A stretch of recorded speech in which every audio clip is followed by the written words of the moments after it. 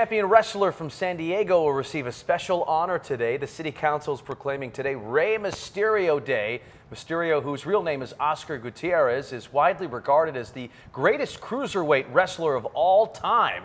Mysterio, known for his high-flying lucha libre wrestling style, naming his signature move the 619. I don't know why Rey can't get out of this headlock, but we believe he can. Of course, 619 is San Diego's area code, and it's also today's date, so that's why they're doing it today. Mysterio is also known for participating in charity events around the county. I think he's got him right where he wants him there. Exactly. Yeah. He'll get out of it.